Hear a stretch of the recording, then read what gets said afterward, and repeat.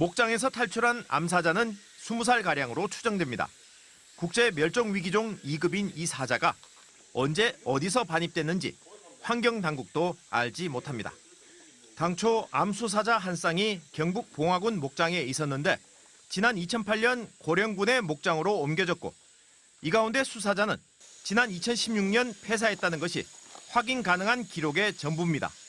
수사자 역시 반입 기록은 없는 상태입니다.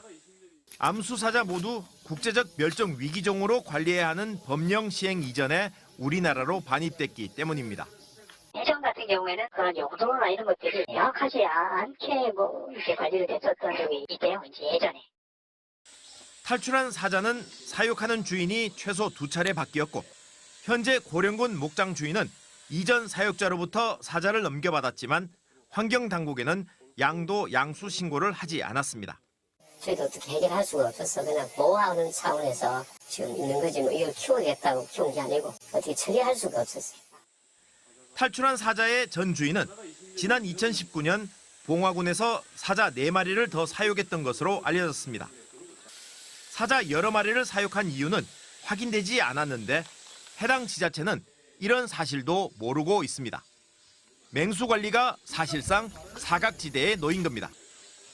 경상북도는 뒤늦게 대구지방환경청에 맹수를 포함한 멸종위기종 사육에 대한 정보를 공유해달라고 요청했습니다. MBC 뉴스 한태현입니다. 우거진 숲풀 사이에 사자 한 마리가 웅크리고 앉아 있습니다. 바로 옆 목장에서 키우던 암사자입니다. 오전 7시 24분쯤 이곳 우리에서 암사자가 탈출했다는 소식이 경찰에 접수됐습니다. 목장 관리인은 어제 저녁 우리 문을 열고 사자에게 사료를 줬는데 오늘 아침 우리 문이 열린 채 사자가 사라진 것을 확인하고 신고했습니다. 관리인이 밥 주고 청소하러 들어갔다가 그 문을 아마 반대편에 문이 열린 줄 모르고 그래서 아마 탈출이 됐다고. 사자가 탈출하자 인근 마을 주민들에게는 긴급 재난안전 문자가 발송됐습니다. 목장에서 300m 떨어진 캠핑장에도 비상이 걸렸습니다. 목에 피가 날 정도로 소리를 치고 다녔어요. 급해서 방송을 느긋하게 앉아서 방송한다거나 그렇게 할 여유가 없어서. 야영객 70여 명은 황급히 면사무소로 몸을 피했습니다. 여기 캠핑장 근처에 사자가 있다는 거는 상상도 못했죠. 다 애들도 있고 한데 개인 사유지로 이렇게 사자를 키울 수 있는 집도 좀 이상했고 이게 실한가. 현장에는 경찰 120여 명과 소방대원 20여 명, 고령군 소속 엽사들이 출동했습니다. 사자는 수색 20여 분 만에 목장 바로 옆 숲속에서 발견됐고 곧바로 포획됐습니다. 사자가 그 주변에 앉아 있었습니다. 엽사 두 분이 오셔가지고 그에 사살시켰습니다. 경찰은 목장 주인과 관리사 등을 상대로 사자의 탈출 경위와 과실 여부를 조사하고 있습니다. MBC 뉴스 변예주입니다. 어제 경북 영주에서 포획된 대형 도마뱀입니다. 살아있는 상태로 포획됐는데 나오지 못하게 관계자가 발로 입구 쪽을 누르고 있습니다. 영주시와 소방서에 따르면 어제 오후 3시 반쯤 영주시 휴천동의 한 사료 공장에 도마뱀이 있다는 신고를 접수하고 출동한 소방이 공장 관계자와 함께 길이 1m의 도마뱀을 포획했습니다. 이 도마뱀은 열대우림에서 주로 서식하는 사바나 왕 도마뱀인 것으로 파악됐습니다.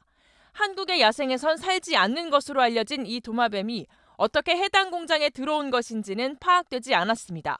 누군가 유기했거나 동물시설에서 탈출했다는 가능성 등이 제기되는 가운데 일각에선 지난달 영주에서 악어를 봤다던 신고자들이 이 도마뱀을 봤던 것 아니냐는 해석도 나오고 있습니다. 영주시는 도마뱀을 포획한 공장이 당초 신고 장소인 내성천 무섬교와는 12km나 떨어져 있어 연관성이 낮다고 보고 있지만 공장 옆에 원당천이 내성천과 연결돼 있어 같은 개체의 가능성이 없지 않다는 관측도 나옵니다. 도마뱀은 현재 영주시가 보호 중이며 조만간 경북 야생동물 구조관리센터에 보낼 방침입니다. 영주에서는 지난 24일에도 열대우림 지역에서 사는 그물무늬 비단뱀이 포획돼 안동의 한 테마파크로 인계됐습니다.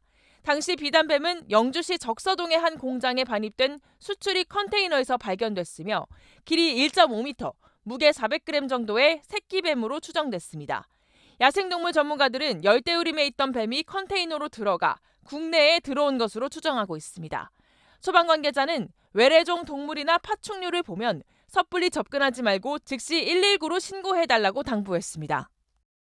어제 오후 서울 광진구의 한 주택가 도로. 동물원을 탈출한 얼룩말 세로가 쏜살같이 도로를 가로지릅니다.